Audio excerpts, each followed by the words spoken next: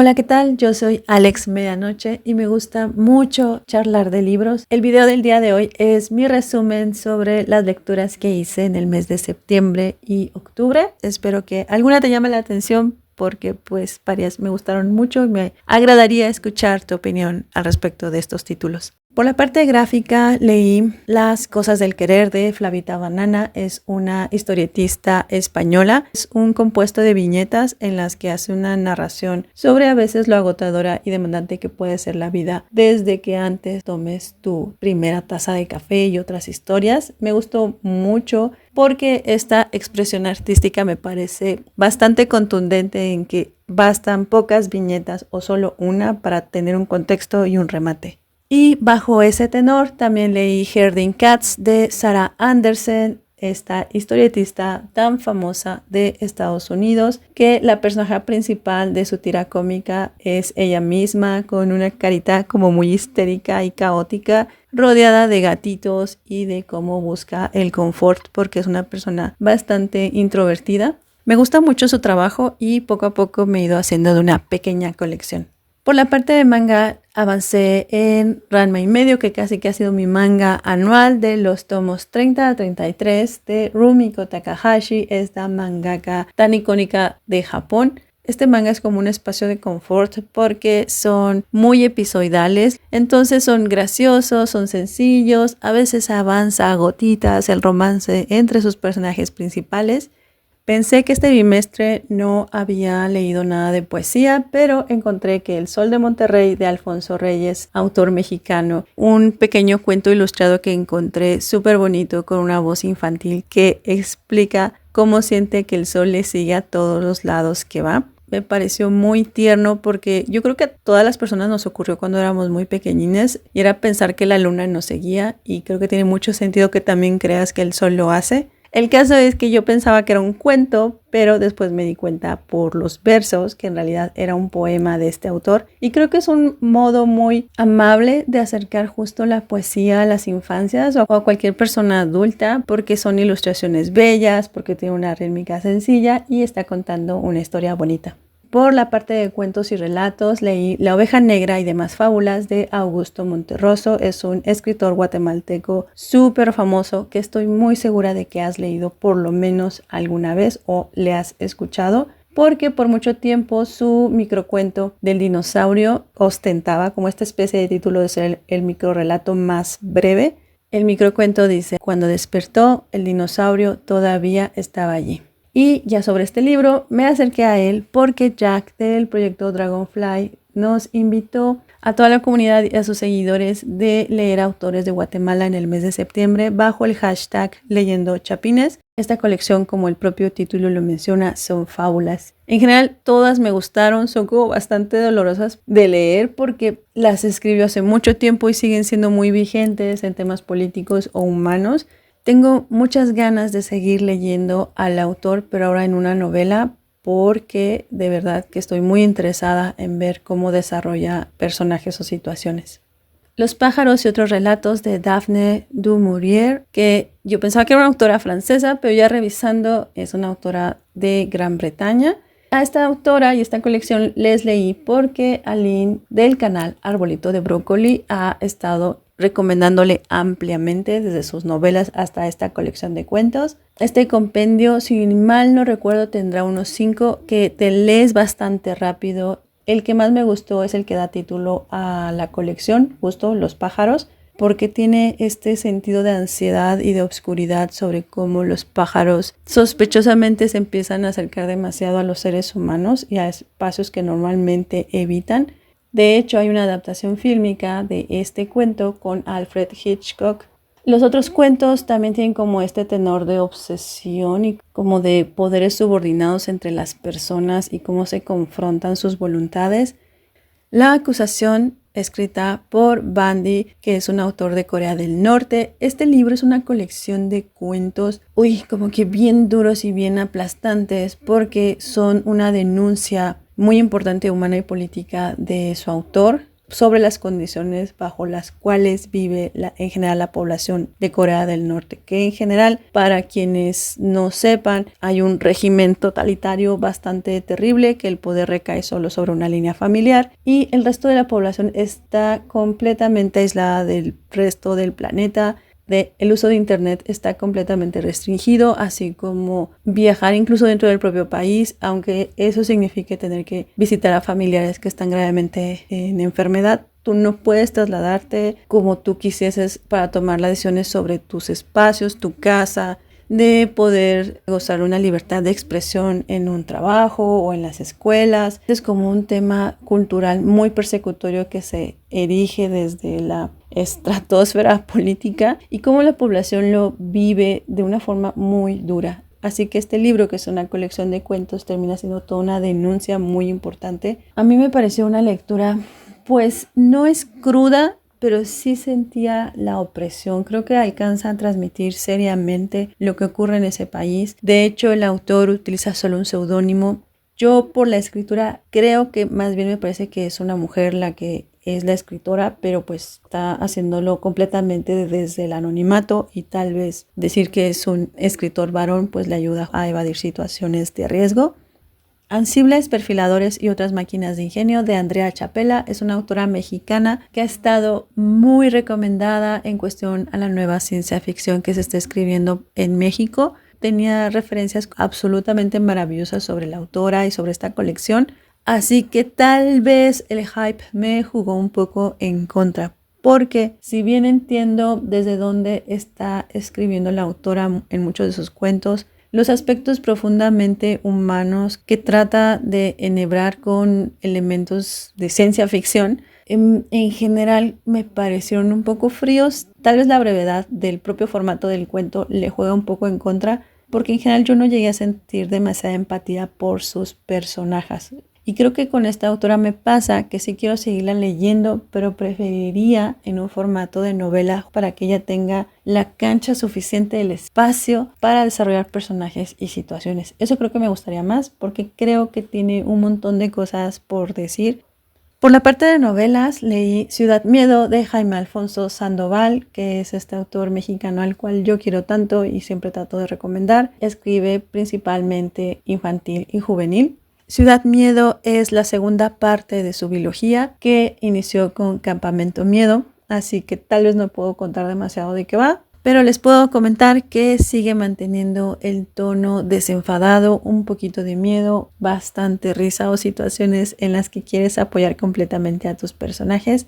Aquí cambia un poco la voz narrativa sobre quién es un tanto el personaje principal. Sí me gustó este libro, pero mi favorito sigue siendo Campamento Miedo en cuestión a la biología. Y aunque sí es un tanto extenso, es algo así como 350 páginas, creo que alguien con un buen músculo lector lo puede comenzar a leer a partir de los 10 años sin problema.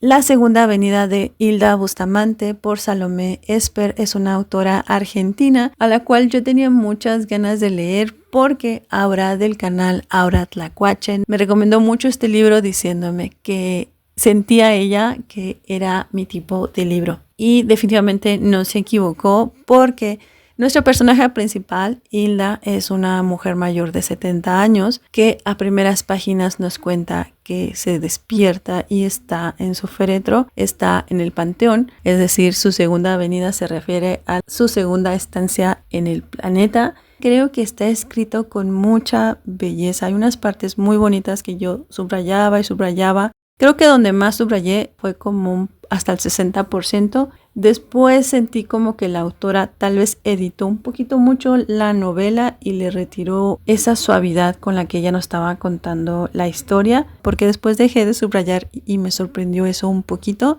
El final creo que es como muy tierno, pero tal vez yo estaba esperando un poquito más. Algo que me gustó mucho es que sus personajes son mayores, son personas adultas, arriba de sus 30, 40, 70 años. Y eso es muy bonito, porque en general creo que no hay demasiados libros en los que veamos a personajes de edades tan maduras. Algo que sí quisiera comentar es que la novela es más bien de personajes, así que no hay una acción trepidante, pero queda bastante bonita como toda la sensación de la novela en general.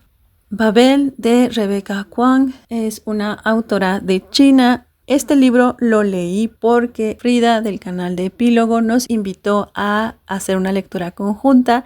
Esta novela nos va a contar principalmente de Robin, que es un chico nacido en muchísima pobreza en un espacio casi que rural en China, y de cómo es que va a tener la protección de un hombre bastante adinerado y académico que lo lleva a Londres. Y es así como él se acerca a estos espacios hiperacademicistas, super nerdos del lenguaje, que es muy interesante. Si a ti te gusta mucho analizar y sobreanalizar el lenguaje, las traducciones y cualquier tema de traslación entre las distintas lenguas, y de cómo en algún idioma o lengua o lenguaje existen ciertos términos, pero en otro lugar no. Este tipo de cuestiones como tan nerditas, te aseguro que la primera mitad del libro te va a encantar porque nos va a presentar personajes en general bastante agradables. Tiene un fuerte discurso anticolonialista y recuerdo que en la primera sesión yo casi que vaticiné que este libro estaría en mis mejores lecturas del año, pero justo en el punto de quiebre, como a la mitad del libro, para mí la novela fue perdiendo intensidad. Sus personajes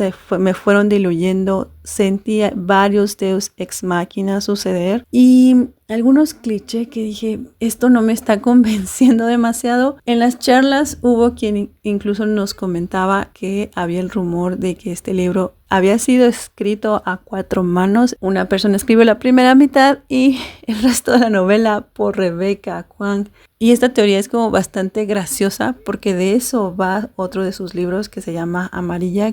Pero la verdad es que el final fue muy anticlimático. Creo que podría decir hasta inverosímil en bastantes cuestiones que fue presentando, que la editorial seguramente le mantuvo la fecha de publicación cuando a lo mejor simplemente sí tenía que dejar madurar mucho más a sus personajes, las situaciones y el final. Incluso creo que el libro daba para una biología para poder germinar tantas ideas que había planteado.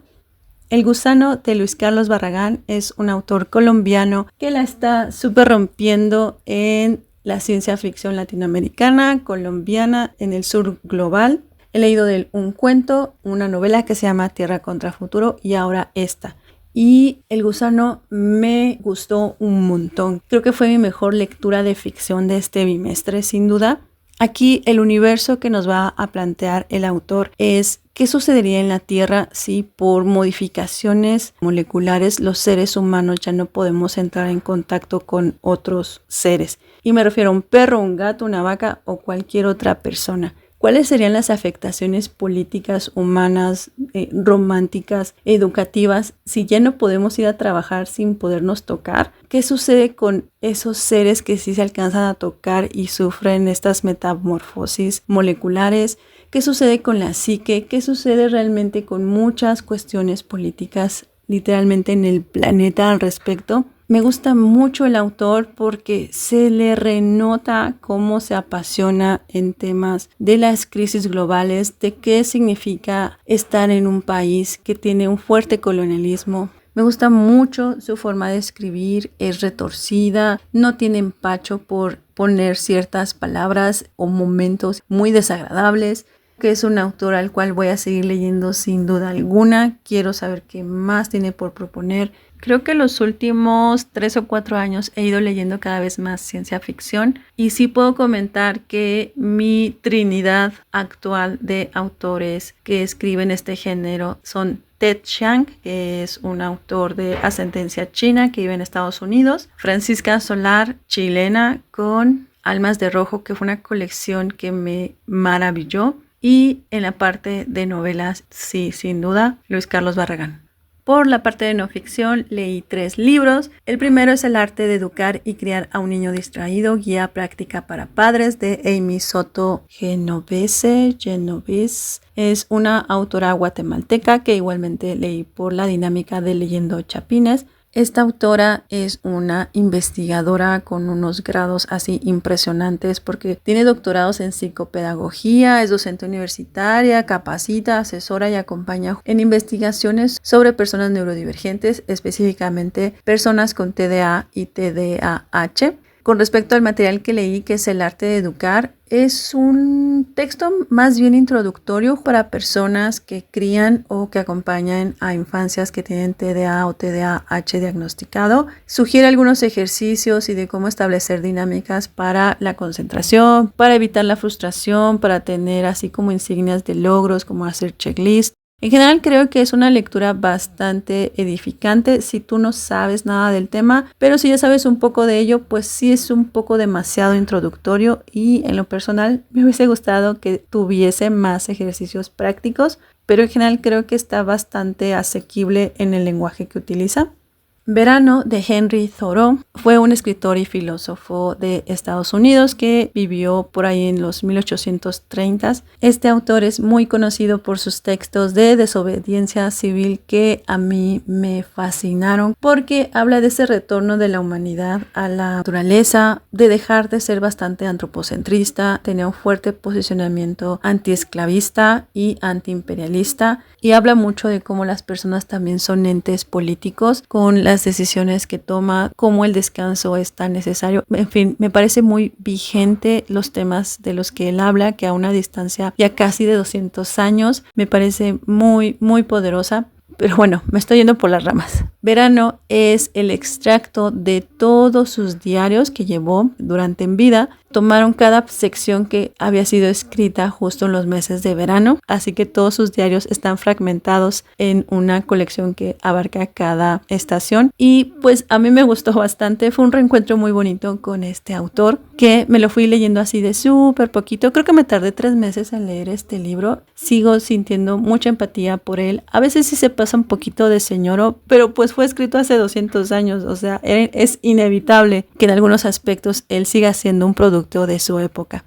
Y finalmente, la lectura de neoficción que más me marcó en este bimestre fue Tienes que mirar, de Anna Storovinets. Es una autora rusa. Este libro es un memoir en el que ella volca tantos pensamientos, sentires y frustraciones que ella vivió cuando en su segunda maternidad tuvo un diagnóstico muy adverso porque su bebé no iba a tener esperanza de desarrollarse o de nacer. Es un libro muy sensible en el que ella trata de dar voz a este dolor, a este desconocimiento, a la profunda violencia obstétrica, ignorante, estigmatizante por parte de las instituciones y el Estado de su país. Esto ocurrió allá por los años 90, pero parecía mucho más viejo, porque yo no puedo creer que los especialistas en medicina no pudieran reconocer al ser humano, a la mamá que estaba atravesando por estas situaciones tan dolorosas. Creo que es un texto escrito con mucha valentía, con mucha tristeza. Comenta cómo fue la situación justo para su primera hija, que era una pequeñita en ese momento, para su pareja y de cómo le acompañó y apoyó en todo lo que estuvieron viviendo. Y pues sí lo recomiendo si te sientes bastante estable o tal vez incluso te pueda ayudar en alguna parte de tus duelos, pero sí recomiendo leerlo de a poquito. No es particularmente crudo o que abra a canal sus heridas, eso no. Creo que es un libro profundamente respetuoso porque justo se trataba de ella y de su bebé. Y pues eso sería todo. Muchas gracias por el tiempo de ver y escuchar. Bye.